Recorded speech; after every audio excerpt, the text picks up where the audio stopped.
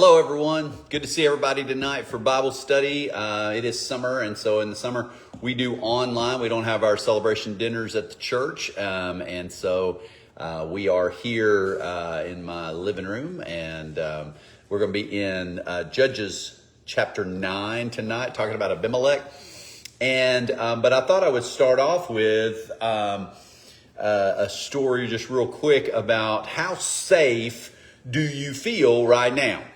How in the world that we live in, do you feel insulated and safe and secure and all those things? And of course, some of y'all would be like, no. And then others of you would be like, I've got so much ammunition stored on the floor of my barn, I can take care of, all that kind of stuff. So some of y'all feel more secure than others just because of, I always talk about that you can really only shoot a couple of guns at a time. And so I don't know how secure we are if there's a great big group of people coming after us.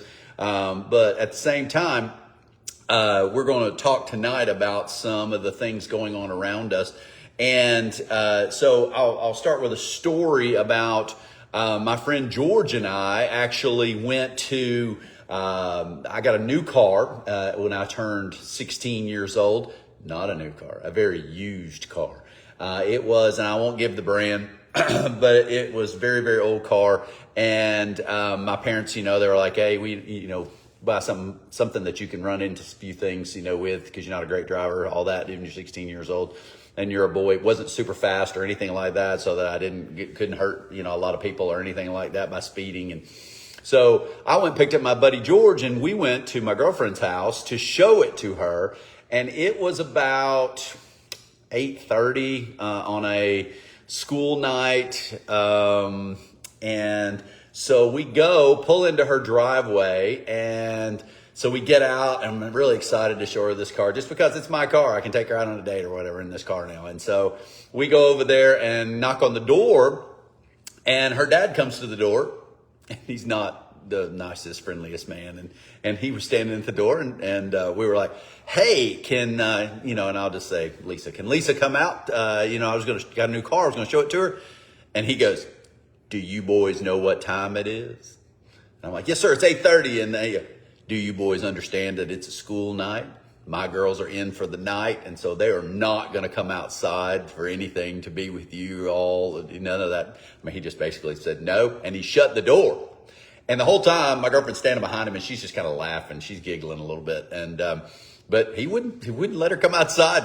He just shut the door in our face. And this, of course, this was the days before cell phones. And so George's like, what a jerk. And I was the same way. And we went and got in the car, and wouldn't start in her driveway. Car wouldn't start. And so, wouldn't start. And so he goes, well, maybe you can go back in and use the phone, call your dad, get him to come over here. And I was like, I'm not knocking on that door again. I'm embarrassed as it is right now. And then now I'm going to have to tell him my new car won't start. And she lived about 2-3 houses down from a church. And so I said, help me push it down to the church. And he goes, what good's that going to do? And I'm like, just help me push it down there. And so we push it down to this church, still wouldn't start.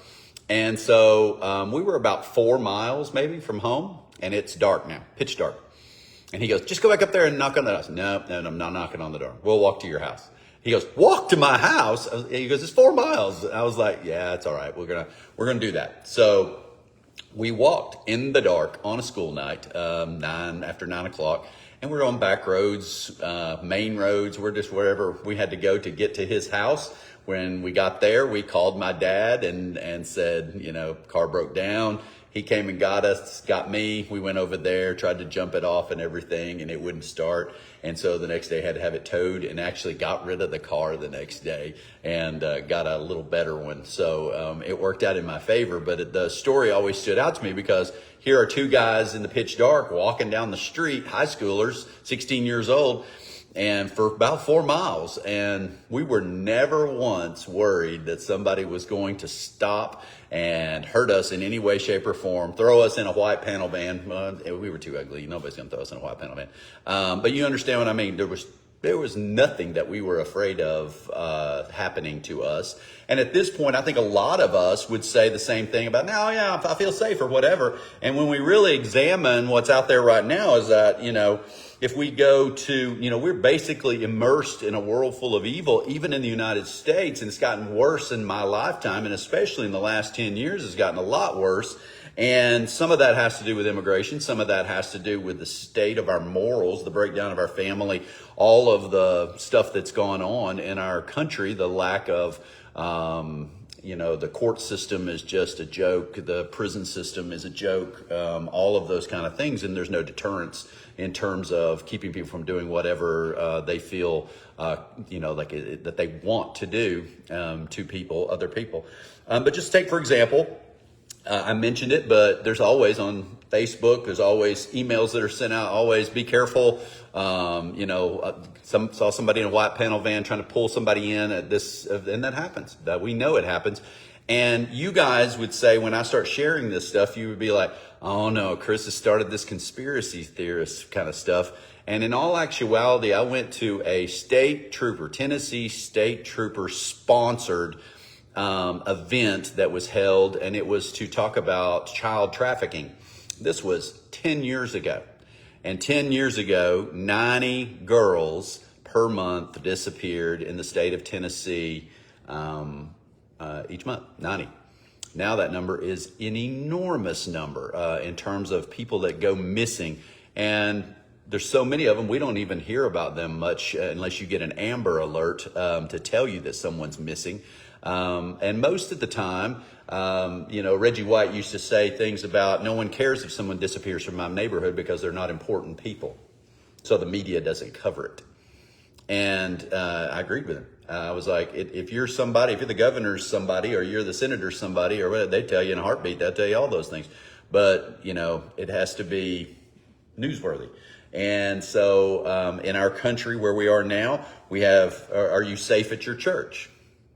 Churches every day reporting about pedophiles in their church, reporting about shootings in churches, ministers carrying or their elders carrying so that they can be protected from people. And we had a guy in full camo come in one day, angry looking dude, lots of mental health issues, came in and sat on the very front row.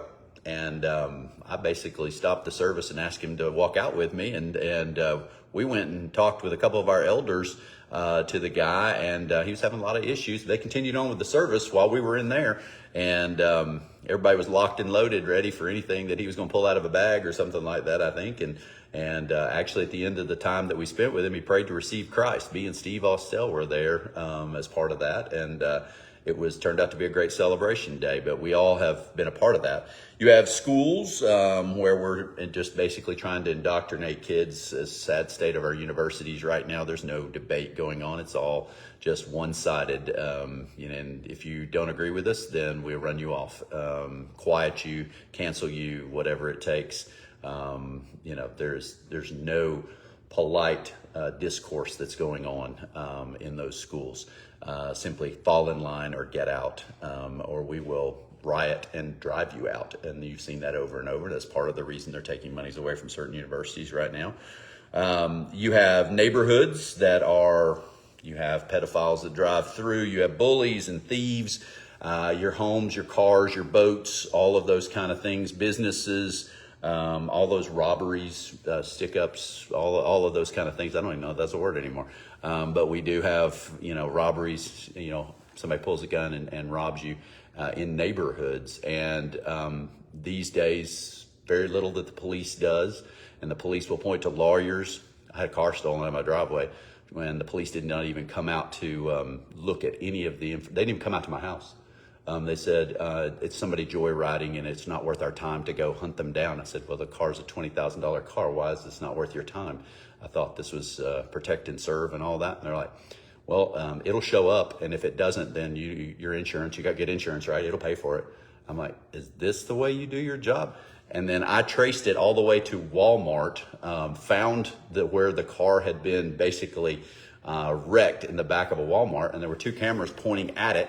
And I said, hey, called the police. I said, hey, all you got to do is just watch the film and go pick the guys up that are doing it. And they're like, we don't have time to sit and look through that much film. Do you know how long that would take? It's 2 or 3 days worth of stuff. We're not going to do that. That's what Knoxville City Police told me, county police. So the sheriff's department. So, how safe do you feel in your daycares? Go to a concert, Las Vegas, Jason Aldean concert, and the others that were there, and the shooting that went outside the Mandalay Bay. All that went on with Hamas over in Israel at the concert that they were at to go hear somebody great playing music. If you go to downtown Nashville, I got a friend that lived in Las Vegas, and they were like, Chris, you think Las Vegas is Sin City? You should go down to Nashville on the weekend at about 2 a.m. and see what you find, or even midnight. And he said, well, there's nothing we do that compares to that. I'm like, wow, because I'm not down there. I don't know what's going on. So I say all of that because it is the state of our country right now. And so, we are at a point where we need to make changes. We need things to change and be different. We need leaders that are going to do that to make us where we are safe, not feeling safe, but are safe. Who is going to do that? And we tend to think, I need somebody else to do that when we're really the person that the buck stops with. We have to do something to make our country change and to make it a safer place to live for our kids and grandkids, because I just had a grandkid on May 18th, and I want him to enjoy the United States as much as I did growing up. And so in Judges chapter 9, the reason that we're talking about this is this starts off with, and this is Gideon's kid, and we've already talked a couple of weeks back about Gideon and all that he did in terms of there was some sin that went on after he defeats the Midianites. He and God does it through him and the 300 men that are there, and they're released from their enemies, and they have 40 years of peace. And he does a great job. He's a great judge. But during that time, if we read in chapter 8, verse 28, it says, "Thus Midian was subdued before the Israelites and did not raise its head again. During Gideon's lifetime, the land had peace 40 years," which you're sitting there going, yay, that's awesome. But when there's peace, when times are good, we tend to forget God, and the cycle starts, and that's the cycle of Judges. And it's not just there, it's in our lives too. When times are harsh, we're crying out to God, we're praying, we're fasting, we're doing everything. We're in church all the time, we're in Bible study, we're just doing all this stuff. But when times are good, and we've got lots of freedom, opportunity, and choices, then we're further away from God. We're not as committed, and not a relationship is with him. It struggles during those times. But it says, Jerubbaal, that's Gideon, son of Joash, went back home to live. He had 70 sons of his own, for he had many wives. His concubine, who lived in Shechem, also bore him a son, and whom he named Abimelech. That means son of the king. It says, Gideon, son of Joash, died at a good old age, was buried in the tomb of his father Joash in Ophrah of the Abiezrites. So we read that and we go, 70 kids? Because we're not talking about a couple of women here. I mean, he had many wives. Nowhere in the Bible does God say that's a good thing. Nowhere does he say you should have more than one spouse, either way, men or women. And so he's straightforward. And Gideon, why? Why did he do that? Well, because he can. Because he was a king. He wasn't king because he said, God is your ruler, not me. But he's the ruler. He's the judge in those parts. And people who were the judges, they actually were kind of like a king in the area, a governor, royal governor kind of deal. Not necessarily acknowledged by any other country or anything like that, but he still had a lot of power, and that power corrupts, absolute power corrupts absolutely. And so he had many wives, had 70 kids. And then not only does he have all these wives, very much like Solomon, he's got concubines.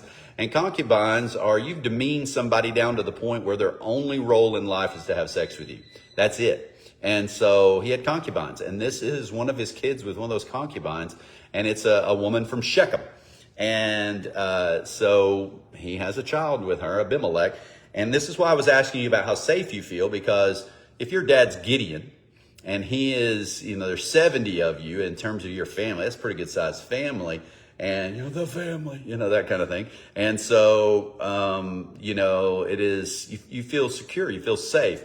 And then Gideon dies off. And then this is what happens. It says, if we go down a little bit further, and I want you to hear the state of things. 833 says, no sooner had Gideon died than the Israelites again prostituted themselves to the Baals. So they were worshiping other gods as before even Gideon was dead. And so then you find Abimelech, son of Gideon, Jerubbaal, went to his mother's brothers in Shechem and said to them, that's his uncles. Okay, so these are all people, the concubine's family, her brothers. He said to them and all of his mother's clan, ask all the citizens of Shechem, which is better for you, to have all 70 of Jerubaal's sons rule over you, or just one man? Remember, I am your flesh and blood. Because he's basically Gideon and this woman from Shechem's kid. And it says, royal blood, I guess. When the brothers repeated all this to the citizens of Shechem, they were inclined to follow Abimelech, for they said, he's related to us. He's part of the family. It says, they gave him 70 shekels of silver from the temple of Baal Berith, and Abimelech used it to hire reckless scoundrels who became his followers. So he's taking money from the worship of Baal. So he's abandoned God at this point. The only God that he has is himself. That is our leaders today. Pretty much every single, I'm not going to lump them all in and say always, never, those extreme things. But man, so many people in our country, so many of our leaders are just treacherous liars, thieves, and pedophiles. They're just not, and they're protecting one another. It has nothing to do with Republicans or Democrats. They are gathering, they're circling the wagons to try to make sure that nobody goes to jail. And I think you've seen that so far. Nobody's gone to jail at this point. Just the one judge who was hiding a few illegals in her home and, for keeping ICE away from them or whatever. She's the one that's in jail. But I haven't seen a legislator, somebody from Congress or judge or anything like that, higher up, that is a part of any of these things that have been going on, all of this stuff that's been in the news. Nobody's gone to jail yet because they're all protecting one another because their names are on all these lists. So as we continue on, it says, verse 5, he went to his father's home in Ophrah, that's to the royal house, right, where he, Gideon lived, and on one stone murdered his 70 brothers, the sons of Jerubbaal, sons of Gideon. But Jotham, the youngest son of Jerubbaal, escaped by hiding. Then all the citizens of Shechem and Beth Millo gathered beside the great tree at the pillar in Shechem to crown Abimelech king. So he killed anybody else that had a birthright to the kingship, to being the leader of these people. Remember, there's no king, but in terms of royalty, you're just trying to be the leader of the whole area. That's what he's trying to do. And he killed all of his brothers, his relatives. Now, he would consider himself almost a stepchild because he was the son of a concubine, but his dad was still Gideon like all the rest of them. And so he killed all of his brothers, straight up murdered them. And so if we keep reading a little bit further, when Jotham was told about this, that his brother, one had got away, it says he climbed up on the top of Mount Gerizim and shouted to them, listen to me, citizens of Shechem, so that God may listen to you. And then he tells this parable of, who all the people wanted to be their king. Was it an olive tree? Was it a fig tree? Was it a wine vine, grapes? And they end up with none of those three. The people end up with a thorn bush, and that's he ends up destroying them. That fire comes from him, much like it does on a farm where thorns are worth nothing except to be burned. And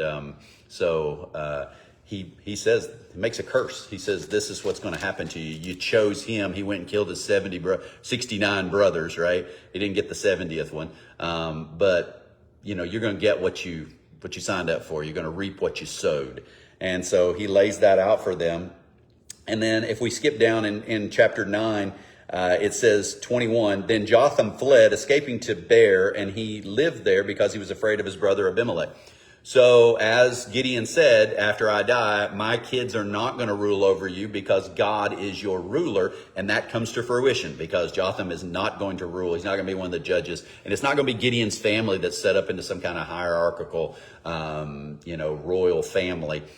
And so Abimelech takes over as this next person and has a little bit of success in terms of, and what you're going to find is, God takes seriously when you start doing the things like, if you start with the last commandment in Exodus 20, as I read this story, you can pretty much just backtrack and go, okay, the first one, that last particular of the commandments is thou shalt not covet.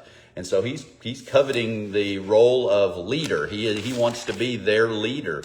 And so, he starts with that, and then as you back up, if I pull those up and we look together at those, starts off with not coveting, then it goes giving false testimony or lying, deceiving. Then the next one is not steal, then commit adultery, which is basically what his dad and mom were doing. And adultery also God uses over and over to talk about that you're committing adultery against me with other gods. He's doing that all right, for sure. You shall not commit murder. Honor your father and mother, right? Didn't do that at all. And then you get back into, don't make don't have other gods before me, which he was doing. Don't use the Lord's name in vain, which he was pretending to be one thing, follower of God, and actually worshiping the god Baal.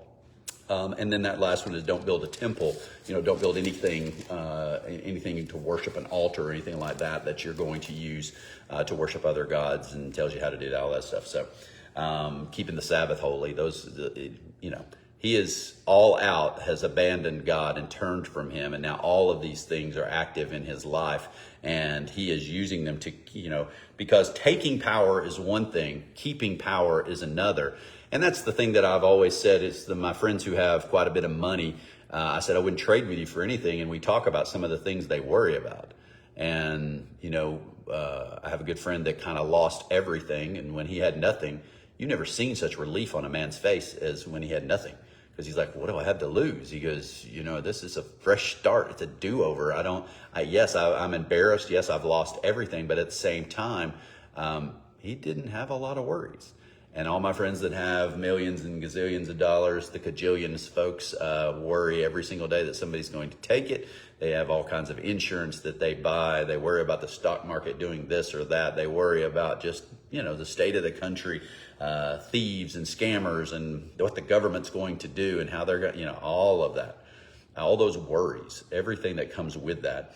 And so taking power is one thing, but keeping power and managing it in this sense, and in the sense of our country and around the world, is if you're going to keep power, you turn to being ruthless. And that is, you have abandoned your morals at that point, and you are using, and we see that. We see in terms of what our government does in terms of who they prosecute and who they don't. If you're with a certain political party, you get prosecuted. If you're with another one, you're not. They don't. If you're going to throw Molotov cocktails at Tesla dealerships, you're not going to be persecuted because you live in a Democratic state. And the Democratic state says, we're not going to persecute that. That's just somebody who's doing my right to free speech. I'm just standing up for what I believe in. Yeah, you just destroyed somebody else's property, and we have laws about that in terms of civil and criminal, and you should be punished and prosecuted to the full extent of the law. But we have judges that turn blind eye to that, get paid off, and then, no, we're not going to do that. We'll just let it go because it furthers our political agenda. We do that all the time. And so this managing, this keeping, this sustaining the power is what he does here in terms of Abimelech. And so you find that he has, among his own people of Shechem, there's a guy that comes in named Gaal. And Gaal comes in, and he's a foreigner. He doesn't really like Abimelech too much. And so he starts running his mouth about how bad Abimelech is. And so there's a battle that goes on between Gaal and the men of Shechem.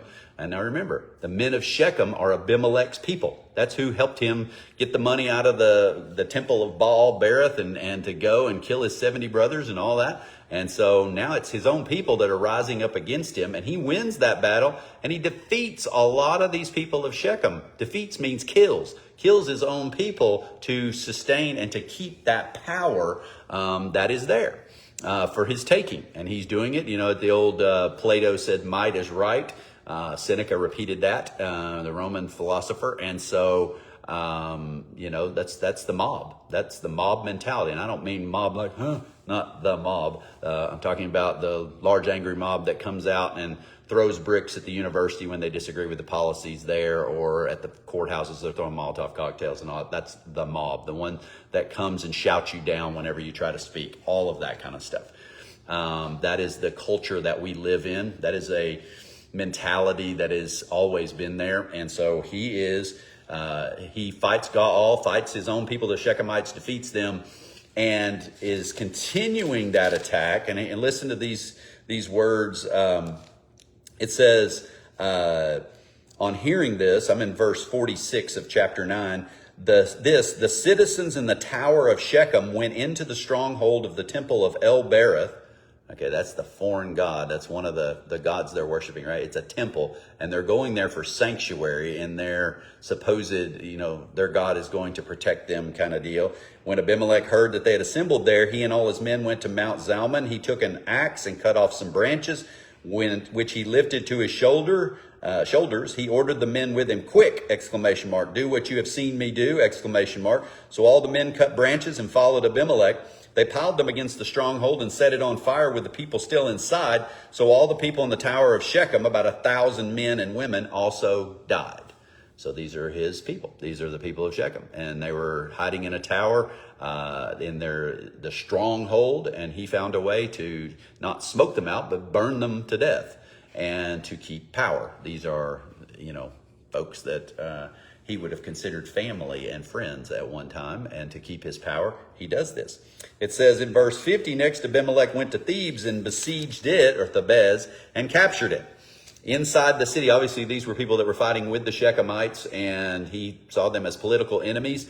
And so he goes there, and it says inside the city, however, was a strong tower to which all the men and women, all the people of the city had fled. And I'm sure at that point Abimelech went, been there, done that. I know how to take care of this. And the people of Thebez. And so it says they had locked themselves and climbed up on the tower roof. Abimelech went to the tower and attacked it. I'm sure he's got his wood over his shoulder, right? Branches that he cut over his shoulder. He walks over there to toss them down and to light them on fire to burn these people up. And it says, but as he approached the entrance to the tower to set it on fire, a woman dropped an upper millstone on his head and cracked his skull. Hurriedly, he called to his armor bearer, and I'm sure he is, hurriedly like I'm about to die, not hurriedly like ran over there full of life. I think he's dying, and so he's like calling to the armor bearer, and listen to these words. And it says, draw your sword and kill me so they can't say a woman killed him. So his servant ran him through and he died. When the Israelites saw that Abimelech was dead, they went home. Thus God repaid the wickedness that Abimelech had done to his father by murdering his 70 brothers. God also made the people of Shechem pay for all their wickedness. The curse of Jotham, son of Jerubbaal, Gideon, came on them.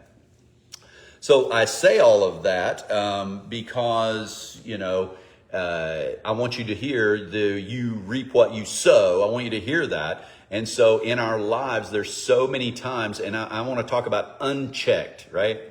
Is that so many times our sins have to do with us taking baby steps in a sinful direction and then being unchecked, undisciplined. We let them grow into bigger and bigger things that can really, it's like, hey, I'm going to go and take my family because it's beautiful. I'm going to go to Louisville. I'm going to place a bet on a horse. I'm going to put $1 on this horse. I just picked him because I like the color blue, and he was the guy in blue. And you do that. That's a baby step. And a lot of us, if it's checked, hey, what's the big deal? I put $10 on a horse that's, in this. We had fun. We watched him run. It was a gorgeous day. My wife wore a hat, blah, blah, blah, all that. But if we allow that to be unchecked, then we're one of those people that's in Vegas betting on everything. And, I sat with some of my kids' friends at a local sports bar, and they were glued to this TV for this NFL game, which was the kind of first game of the season. Had nothing to do with the playoffs, just the kickoff of the NFL. And I was like, I'm excited too. We're all going to watch the game.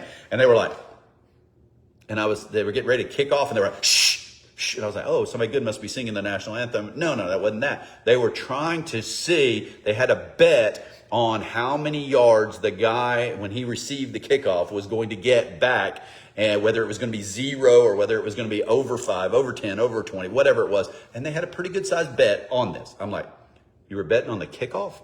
Who was going to catch the ball and run it back, and how far they were going to run it back? And then I was like, how many other things did you bet on in this game? Because most people just bet who's going to win and cover or what, all these kind of things. But it had gotten unchecked, and so it had become this idol in their life. Same with pornography, same with our cursing, same with our anger, same with our eating, same with all of these different sins. And in his life, it went unchecked, and and that is that idea of absolute power. When your legislative body and your country make laws where they give themselves raises, when they make laws where they're not, the laws that they pass are not applicable to them, that's unchecked. That's what that is you've allowed that sin to creep in so that you can't be held accountable for any of your actions. You know how that's true? How you've seen that lived out? Well, Trump's been in office. It's June the 4th today. So 6 months he's been in office, and who's gone to jail? So if you watch the news and there's U.S. aid abuse and fraud, if there's Social Security abuse and fraud, if there's the Epstein list and all the people's names that are on it and all that went on there pedophile-wise with underage boys and girls, if you have fraud in both parties, Ukrainian fraud, COVID cover-up, all of this, who's gone to jail? Ask Tim Burchett. He's the one who does the camera as he goes, and he'll tell you. Nobody. Just that one judge who was harboring some illegal aliens in her home. She's the only person that's gone to jail. The illegal aliens in their mafia, in those gangs, yes, they're getting arrested one right after the other and deported. But in terms of our own leaders who are circling the wagons and protecting themselves, who's gone to jail? Well, they're not going to go to jail because our laws don't apply to them. They've made sure of that as they voted. So it's gone unchecked. You see what I'm saying? And so that idea that just like Abimelech kills everybody that is a rival of theirs, anybody that is coming against them and trying to take that power, take their money or their status away, they killed them all. In our country, they just say they committed suicide. How many times have you heard that? That's where we are today. And so just a few months ago, or a month ago, was it? We killed JFK, right? Isn't that what came out? Was that basically, even though it was in a report that was like this long, as they came back and they said, our people in an organized effort with other groups killed the president. And we go, I always thought that, but what did you do about it? Did you do anything about it? So what if they announced in 10 years that we flew the planes into the buildings in New York and did 9/11? Are you going to be outraged? Or are you going to be like, I always thought that, but and you have to sit back and you go, why do we allow these things to happen? And why would they do those kinds of things? And so I'll give you an example. So President Trump about 3 months ago, made a comment. We should make Canada the 51st state.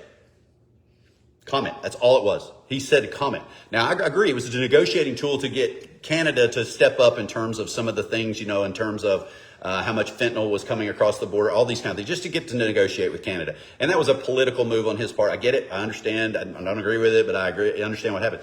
But here was one of the net effects of it. And this is what you don't understand if you're not thinking like a billionaire, is that he says that, and there are people all over our country.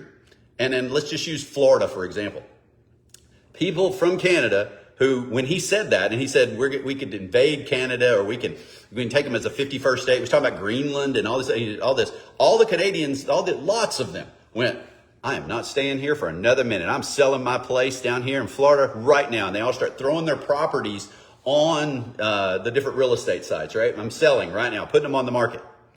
And so immediately what happens is there's all these properties coming on the market, and simple economics is there's a glut of properties, supply and demand, and suddenly the prices, prices start coming down. It creates a spiral down, and the market starts, you can find affordable properties, and then suddenly it's dropping even more because all of these Canadians have said, I'm not going to stay here because of these comments that this president made, this guy, and so I want to leave. I don't want to be a part of this anymore. And it created these homes that were very affordable in beautiful areas right along the coast, and billionaire folks, people with lots and lots of money, swoop in and they buy up those properties.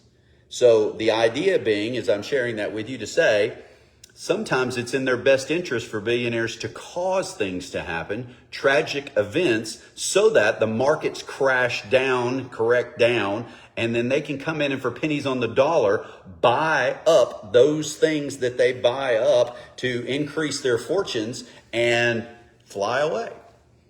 And then the market recovers, and then they have made this much money.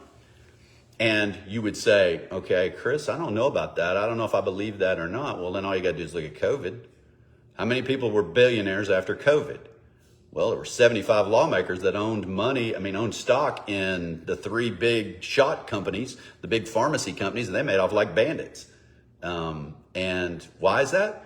Because they knew it was coming and they bought the stock ahead of time. And that insider trading thing, that's another thing we voted on. Not illegal. We can do it. We know we voted in, just like we're selling it to our brother-in-law, that piece of property, because we know that the interstate's going to go by there and he's going to make a fortune. Insider trading. So create a tragic event, swoop in, buy up things. The rich get richer, the poor get poorer. And that is to maintain, we do criminal, morally terrible things to keep the power that we have. And that is the story of Abimelech, and that is where we are as a country today. God bless you. I hope you have a great evening. See ya. So hope to see you Sunday.